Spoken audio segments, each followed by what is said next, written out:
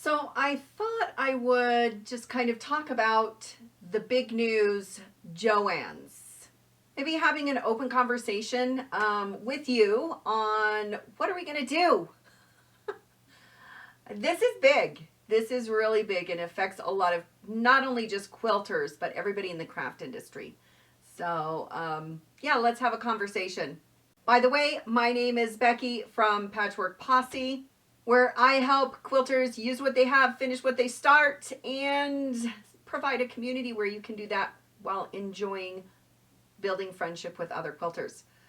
So you have seen it on the news, I'm sure, that Joann's is closing. And we've kind of seen this and we've gone through the motions before because they have claimed bankruptcy prior. And but they, kind of teased us a little bit this time around. We weren't really sure what the next step they were going to take. And they've decided to not only close a few of their stores, which initially everybody was kind of just thinking that was going to be happening, like a lot of their stores, but now they just announced that they are going to be closing all of their stores.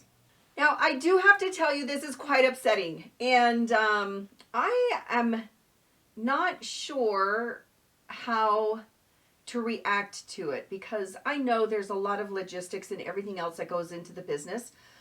But to me, my look at Joann's was the gateway. And not to say that in a negative way at all. It's not, I'm not saying gateway at all negatively. I'm just saying it was the introduction for a lot of quilters. For me, because I could go in and explore anything. I could take an hour, a couple hours, I could bring my kids.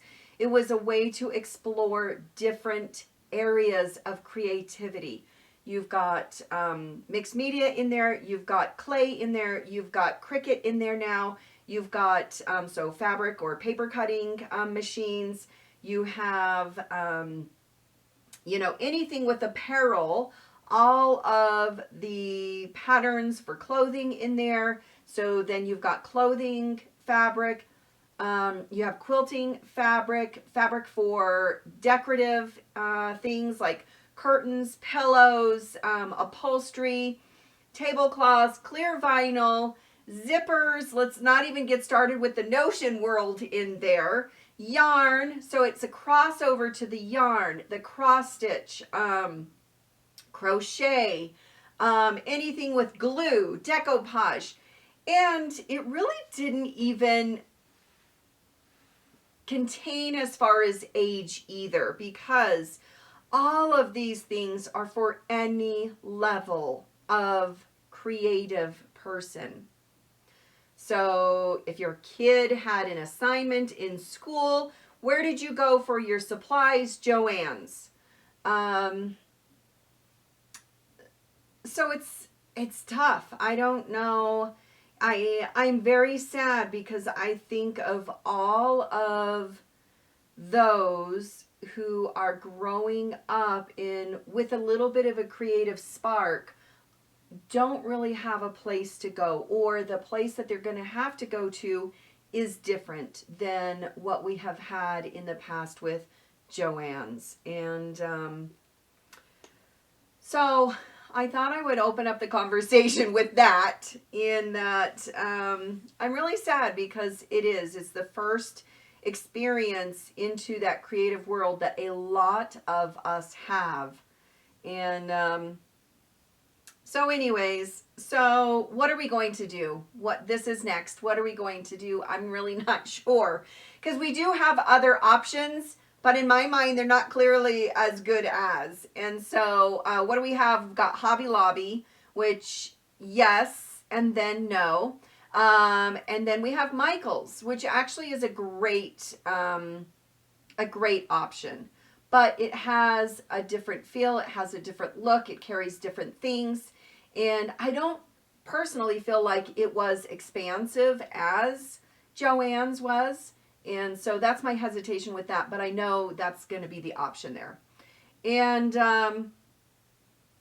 occasionally you will find fabric or notions in either grocery stores or like an Ace Hardware or something like that.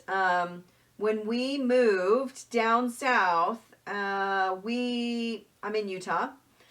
There isn't anything around here, and nothing. I've got an hour and a half to drive to the first Walmart, actually, which has a little bit of everything like Joann's did as well.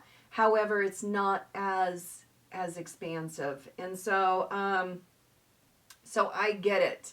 What are our options other than those large stores, or maybe even the smaller ones? So like I said, I moved. I don't have anything local. However, a local store does carry a little bit more. It has a few bolts, it has some batting, it has zippers, and more than you would actually find in like a grocery store, which would have thread, but they don't usually have fabric or anything else.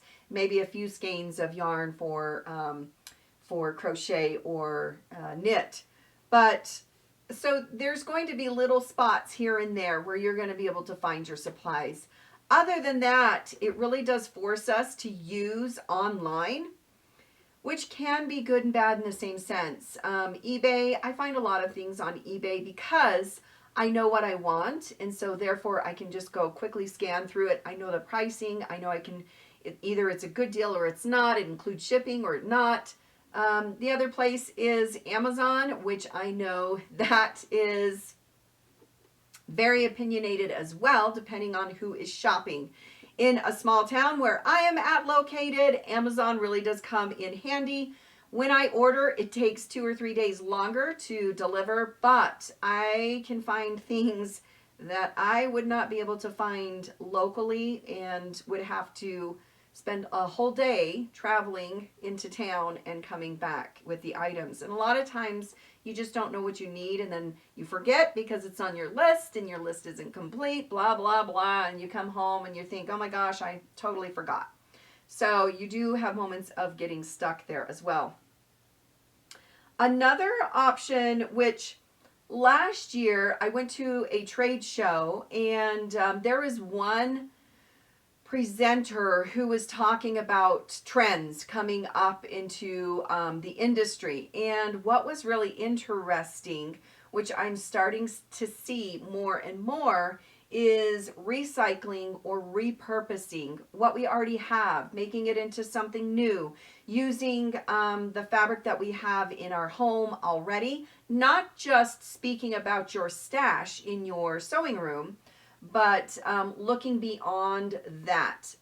Clothes, shirts, dress shirts for men, 100% cottons, linen pants, linen skirts, things like this, where it can be cut up, reused into something else, and put back into our daily lives. So it gets it off the shelf or out of the store, and we are able to make it something new and put it back into our world.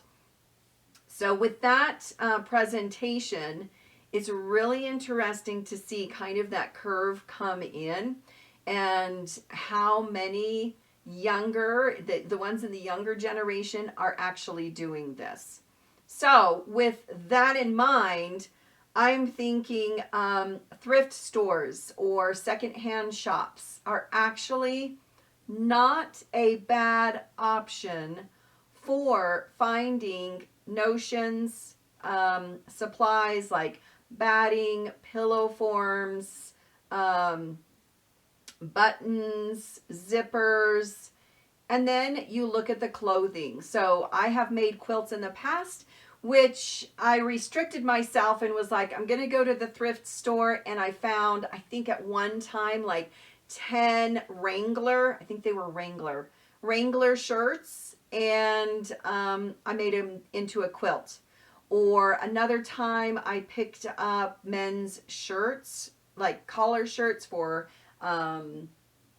church, business, you name it, things like that, that were 100% cotton, and I cut those up and made those into a quilt. It's a lot of fun. to kind of think outside of the box.